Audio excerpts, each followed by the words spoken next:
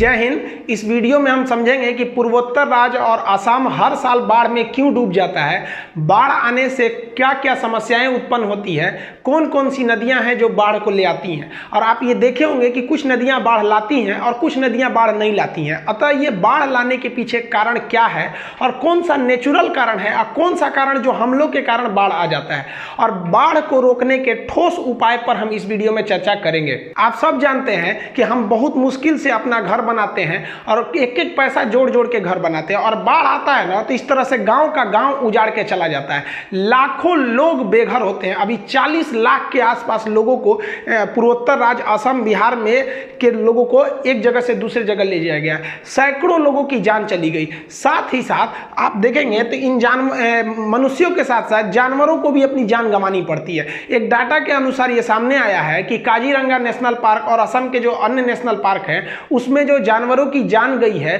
वो पोचर्स यानी जो जंगली जानवर के मतलब स्मगलर होते हैं उनसे ज्यादा जान तो इस बाढ़ ने उनकी जान ले ली है। पहले समझते हैं कि ये ब्रह्मपुत्र नदी जो असम के एरिया में है ये बाढ़ कैसे लाती है। देखिए, ब्रह्मपुत्र जो नदी है इसका ओरिजिन होता है चाइना के तिब्बत में। यहाँ पर इसको यारलुंग जांगपो या सांगपो नदी या प्योंगयांग के नाम से जानते हैं इस नदी को। अब ये जब आगे बढ़ती है तो ये इस डायरेक्शन में होते हुए डायरेक्ट ये यहाँ से घुस जाती है अरुणाचल प्रदेश में। अरुणाचल प्रदेश में इसे दिबांग कहते हैं, और जब ये आसाम के तिनसुकिया में पहुंचती है तो इसका नाम हो जाता है ब्रह्मपुत्र नदी।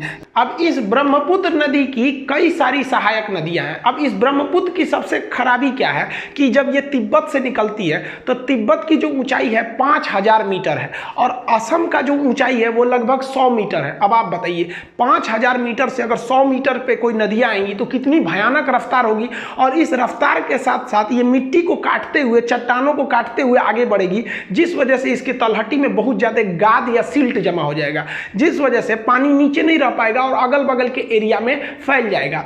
अब ये असम में तो इस ब्रह्मपुत्र नदी में पानी की तो कोई कमी नहीं थी, इसमें और पानी डालने का काम कौन कर देता है? इसकी सहायक नदियां। अब आप नक्शा के हिसाब से देखेंगे तो अरुणाचल प्रदेश पूरी तरह से पहाड़ वाला एरिया है, यहाँ मेघालय है, यहाँ पे अगर आप देखेंगे नागालैंड, मणिपुर, मिजोरम, तो साइड के जो एरिया है ये पूरी तरह से पहाड़ वाले एरिया है सब। अब यहाँ पे तो बाढ़ आने की समस्या नहीं रहेगी ये साइड वाले एरिया में, क्योंकि ये वाले जो साइड वाले एरिया है ये हो गए पहाड़, ये मेघालय भी हो गया पहाड़। अब बीच में फंस जाता है यहाँ असम।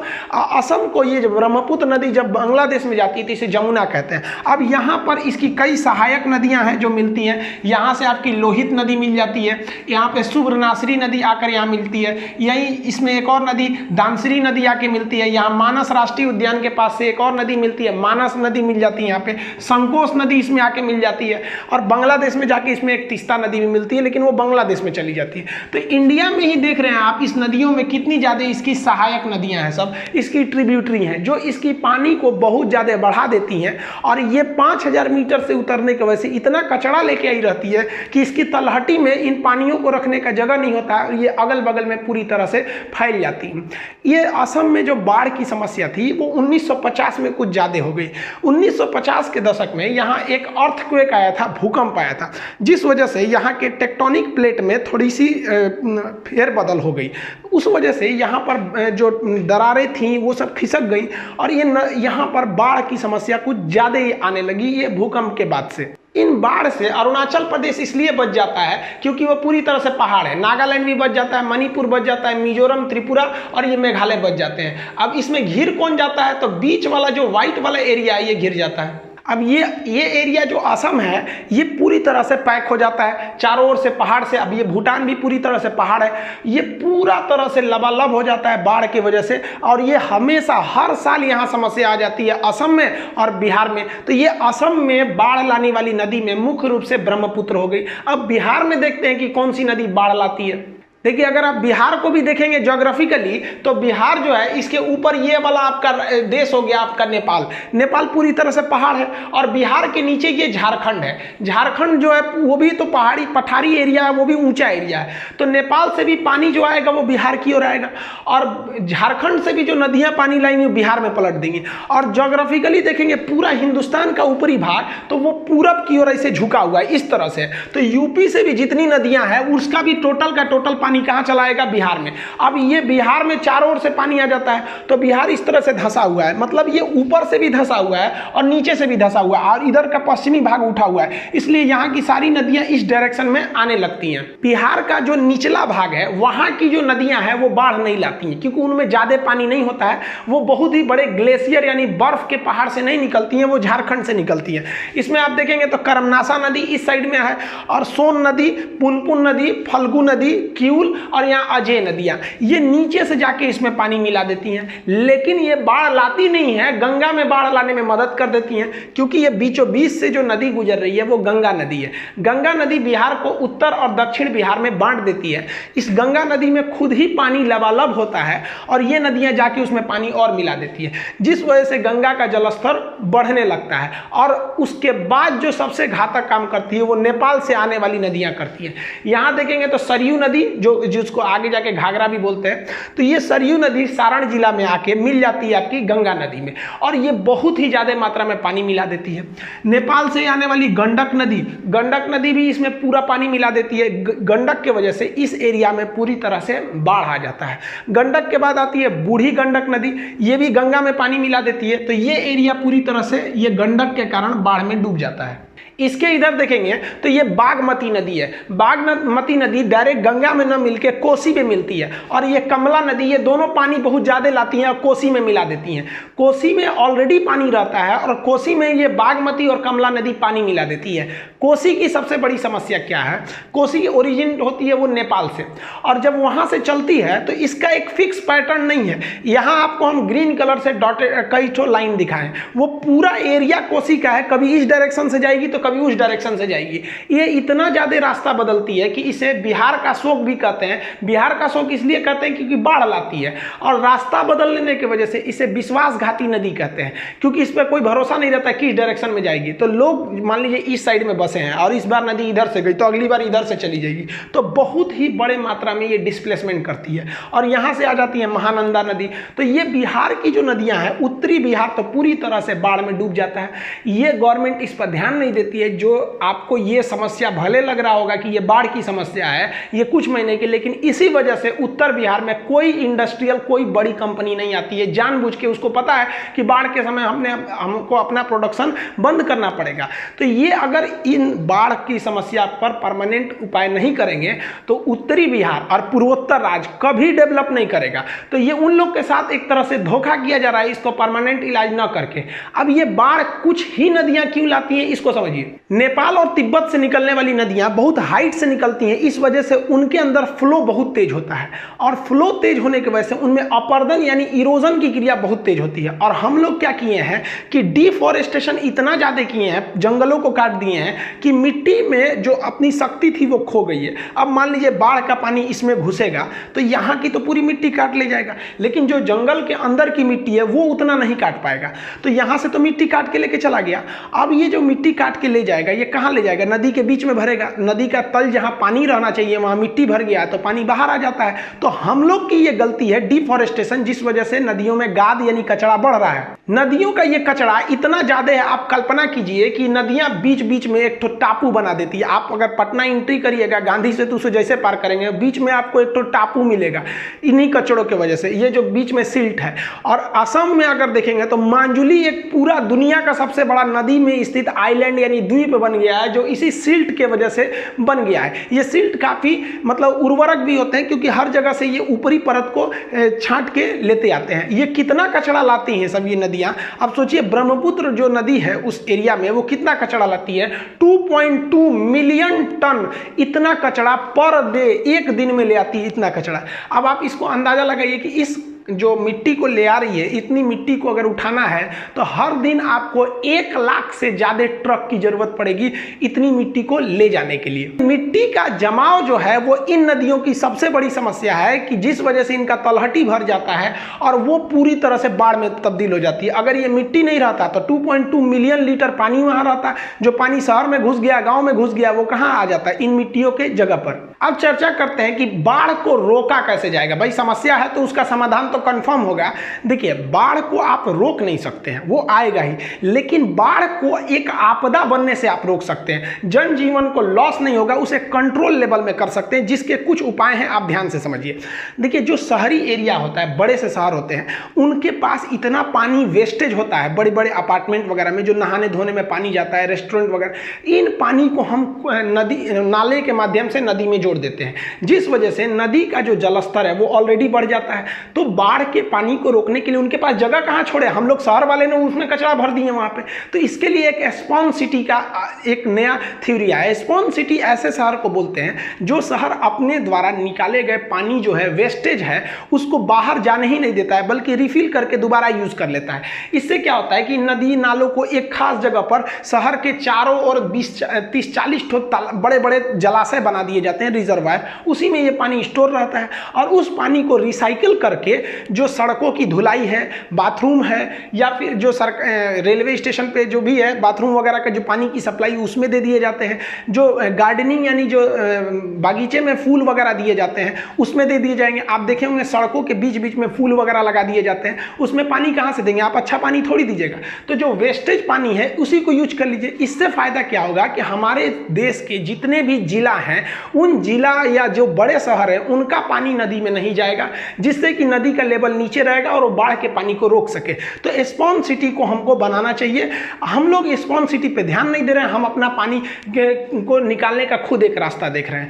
दूसरा क्या है कि जो आजकल जो सड़कें बना रही है, कंक्रीट की सड़कें नॉर्मल, उसके जगह पर स्पॉन्ज सिटी में क्या किया जा रहा है, पोरस अल्फेट सड़कों को बनाया जा रहा है। ये एक खास मटेरियल की बनी होती है जो बरसात के पानी को लगने ही नहीं देती है, सीधे नीचे भेज देती है। इसमें छोटे छोटे दरार होते हैं, नीचे भेज देती है, और नीचे भेजने के बाद इसमें एक वेल इस्टेब्लिश्ड ड्रेनेज सिस्टम होता है जो इन पानी को सड़कों से ले आके और जहां जहां पॉन्ड बनाया गया है वहां पर स्टोर कर देता है, जिस वजह से ये सड़क भी गीली नहीं रहती है और सड़क का भी लाइफ आगे बढ़ जाता है। नदियों में जलस्तर को नीचे रखने के लिए हमें फॉरेस्टेशन, वन को जरूर लगाना पड़ेगा, वरना ये इतना कचरा काटेगा और नदी में जाएगा, जिससे कि नदी का लेवल ऊंचा उठ जाएगा। और इन कचड़ों को मान लीजिए आप हर जगह जंगल तो लगा नहीं सकते हैं, जैसे मान लीजिए खड़ा ढलाव है, यहाँ पेड़ कैसे लगाएंगे, वही लेके गिर जाएगा। तो इसके लिए एक सबसे बेहतरीन उपाय है वेटिवर ग्रास। ये वेटिवर ग्रास बहुत अच्छा है। इसकी दो विशेषता, ये पानी बहुत ज़्यादा सोखता है और मिट्टी को बहुत मजबूती से पकड़ के रखती हैं इनकी जड़ें, जिस वजह से बरसात के वक्त में ये मिट्टी कटेगा ही नहीं। देखिए यहाँ पे की मिट्टी कट जाएगी, लेकिन यहाँ की मिट्टी नहीं कटने देगा।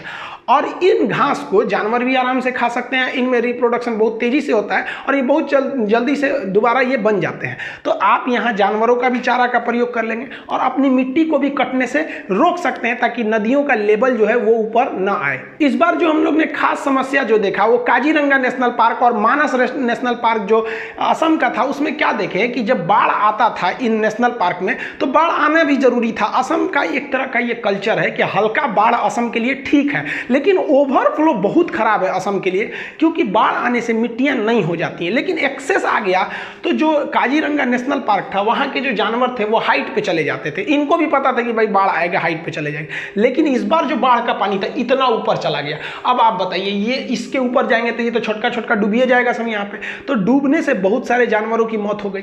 तो हमें क्या करना चाहिए, एक इमरजेंसी प्लान के तहत जो हमारे राष्ट्रीय उद्यान है, वहाँ जानवरों की संख्या के हिसाब से हमें खुद से एक बहुत ऊंचा जगह मिट्टी से भर के बना देना चाहिए था। और मई जून के महीने में यहाँ पर कुछ खाने वाला सामान रख देना चाहिए ऊंचे जगहों पे, ताकि इन जानवरों को वहाँ जाने का एक हैबिट लग सके, ताकि बरसात के समय, बाढ़ के समय ये ऊंचाई को खोजने में इन्हें तकलीफ ना हो, क्योंकि इन्हें खाना खोजने की तलाश में वहाँ जाने की आदत है। ये इमरजेंसी एग्जिट प्लान होना चाहिए। लेकिन हमारे यहाँ क्या होता है, बाढ़ आ गया, लोग डूबने लगे, तब सोचा जाता है अरे बाप रे अब क्या करें। तब तो कुछ नहीं करिएगा, झेलिए चुपचाप। जो पानी है ना, ये छोटा मोटा चीज नहीं है, इसे रिजर्व एक जगह स्टोर करना भी बहुत जरूरी है। इसके लिए हमें अपनी नदियों पे बड़े बड़े बांध बना के रिजर्वायर बनाना चाहिए। हम ये नहीं करें कि आप बहुत हैवी बांध बना के मतलब बिजली बनाने लगी उससे, क्योंकि बिजली बनाने के लिए नदी की रफ्तार भी चाहिए। ब्रह्मपुत्र नदी में पानी ज्यादा है, उतना भयानक रफ्तार नहीं है, स्पेशली इंडिया की ओर। चाइना में उसका रफ्तार है क्योंकि हाइट पे, इंडिया में रफ्तार नहीं है। तो भारत सरकार को यहाँ पर एक बहुत बड़ा रिजर्वायर बना देना चाहिए। अब देखिए इतना पानी ये रोक के रखा है, अगर इस पानी को ये ये बांध हटा दीजिएगा तो अचानक जाएगा, ये एरिया कंफर्म है बाढ़ में डूब जाएगा। लेकिन यहाँ पे क्या किया गया है, एक रास्ता खोला गया है, धीरे धीरे पानी जाएगा। देखिए जितना बाढ़ में पानी आता है उससे डबल पानी आप छोड़ दीजिए, लेकिन एक कंट्रोल वे में छोड़िए, वो निकलते जाएगा। लेकिन बाढ़ में क्या होता है कि पानी जो होता है अचानक आ जाता है और धीरे धीरे पास होता है, जिस वजह से बाढ़ आ जाती है। तो अगर हम यहाँ से बांध बनाए रहेंगे ये वाली, तो पानी को स्टोर करके रखेंगे। इतना बांध होना चाहिए कि भैया 2 महीने पानी को रोक सके। तो जुलाई अगस्त ये बेसिकली बाढ़ का यही सीजन होता है। तो यहाँ से धीरे धीरे आप निकाल सकते हैं। इस पर भी वर्क करना चाहिए। हमारे यहाँ ब्रह्मपुत्र नदी पर इस तरह के बांध का बहुत अभाव है। किसी भी शहर को बाढ़ से डूबने से बचाने में सबसे बड़ा महत्वपूर्ण काम करता है एम्बैंकमेंट यानी तटबंध। अब इस तटबंध का कितना फायदा होता है आप अंदाजा लगाइए कि डिब्रूगढ़ जो डिस्ट्रिक्ट है उसके किनारे किनारे तटबंध है। तो जहां पूरा आसाम बाढ़ से भयानक त्रस्त है, वहीं डिब्रूगढ़ में स्थिति एकदम खराब नहीं है। ऐसा नहीं है कि डिब्रूगढ़ में बाढ़ नहीं है, लेकिन अपेक्षाकृत वो कंट्रोल में है। तो डिब्रूगढ़ बांध से कैसे बच गया बाढ़ से? तो डिब्रूगढ़ ने क्या किया, अपने चारों ओर न बाड़ लगा दिया था, एम्बैंकमेंट लगा दिया नदी के किनारे। अब ये एक बहुत ही बड़ा खुलासा हुआ है इंडिया में कि जो बाढ़ पीड़ित एरिया है वहाँ अधिकारी और ठेकेदार क्या करते हैं, जानबूझ के कच्चे बांध बनाते हैं। नदियों के किनारे बांध कच्चे बनाते हैं। हर साल टूटेगा, हर साल पैसा आएगा, मरम्मत के लिए पैसा आएगा, वो फिर कमाएंगे, फिर ठेकेदार को होगा। ये जानबूझ के करते हैं। बांध जो बनाना है ये एम्बैंकमेंट, इसमें 2 चीज़ का ख्याल रखा जाता है। नदी से सट के आप बांध बनाएंगे तो नदी का पानी उफनेगा, इसको तोड़ देगा। तो आपको ऑलरेडी अंदाजा लगाना चाहिए कि नॉर्मली नदी कितनी बाहर आएगी, उसके बाद बांध को बनाना चाहिए एम्बैंकमेंट। जो भी आप 10-15 किलोमीटर लंबा बनाते हैं इसे मिट्टी लगा के। अब ये मिट्टी का बांध आप बताइए, अगर ये नदी ओवरफ्लो होगी तो इसको छोड़ेगी, तोड़ देगी। और इस एम्बैंकमेंट की सबसे खराबी क्या है, आप लाख किलोमीटर लंबा भी क्यों ना बना दे, एक जगह से जहां टूटा कि पूरा पानी शहर में घुस जाएगा। तो इसके लिए जरूरी क्या है कि जो पत्थर हैं उनको पत्थर को यहां लगाना चाहिए और उन पत्थरों को जाली में बंद करके रखना चाहिए। एक जाली आती है, जो पटना के स्टूडेंट होंगे वो देखे होंगे, आप जाइएगा NIT घाट पे तो घाट के किनारे जो पत्थर रखा गया है उसे जाली में रखा गया है। जैसे यहाँ देख रहे होंगे सजा के पत्थर को यहाँ जाली में रखा गया है। अब आप बताइए नदी का बहाव कितना भी तेज रहेगा, इन पत्थरों को तो हटा नहीं सकता, वो भी ये जाली में है। तो हम लोग क्या करते हैं, कच्ची ये वाले बना देते हैं और सरकार की ओर से पैसा आता है, इस सब का लूट के वो राजा हो जाते हैं। सरकार भी उतना ध्यान नहीं देती है। तो पब्लिक की भी गलती है ना, पब्लिक भी आवाज उतना नहीं उठा पाती। सोचो बाढ़ पीड़ित एरिया में चुनाव के समय नेता को घुसने नहीं देना चाहिए था वहां पर, कि बाढ़ कैसे आ जाता है। जब तक यहाँ बाढ़ जिंदा रहेगा कोई नेता को घुसने नहीं देंगे, यहाँ किसी को नहीं घुसने देंगे। यहाँ पे हमारे यहाँ बाढ़ में आके तुम पैसा बांट के चले जाते हो, इससे हमारा परमानेंट इलाज थोड़ी हो सकता है। तो ये जो एम्बैंकमेंट है इनको पत्थर के बनाने चाहिए थे और वो थोड़ी नदी से दूरी पर, और इसका प्रॉपर मेंटेनेंस होना चाहिए। मई के महीने में ही पूरी तरह से मेंटेनेंस हो जाना चाहिए, कहीं से खुला तो नहीं है, जिस वजह से नदी का धार सीधे निकल जाएगा। और एक जो सबसे बड़ा उपाय है जिस पे गवर्नमेंट नहीं ध्यान दे रही है वो डबल लॉस कर रही है। कैसे? मान लिया कि ये नदी है, हमने यहाँ एम्बैंकमेंट भी बना दिया, यहाँ भी बना दिया, लेकिन नदी में जो 2 मिलियन टन पर डे कचरा आ रहा है, ये कचड़वा कहाँ जाएगा भाई? ये तो इसी में रहेगा ना कचरा वहाँ पे। इस कचरा की वजह से नदी का लेवल जो है वो यहाँ हो जाएगा। अब पानी जेन्युइन है कि इधर फ्लो करेगा। तो इस पे क्या करना चाहिए, इस कचड़े को हटाने के लिए एक जहाज आती है, डोजर बोलते हैं उसे। ये क्या करती है, नीचे से कचड़े को उठा के अपने में भर लेती है। और जब ये जहाज का पूरा कैपेसिटी भर जाता है तो एक छोटी सी नाव को यहाँ लगा दिया जाता है, ये यहाँ से इसमें गिरा देती है। अब ये क्या है, ये नाव लेके जा सकता है। इससे डबल फायदा क्या होगा कि ये कचरा हट गया।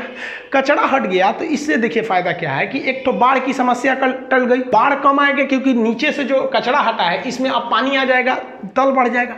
अब इस कचड़े को हर 5 से 10 किलोमीटर पे एक डंपिंग सेंटर बनाना चाहिए। मई जून के महीने में इन नाव को पूरा रेगुलर घुमाते रहिए, 10-10 किलोमीटर पे बांट दीजिए कि भाई 10 किलोमीटर इस नाव का एरिया, 10 किलोमीटर दिन भर में चल ही सकता है वो।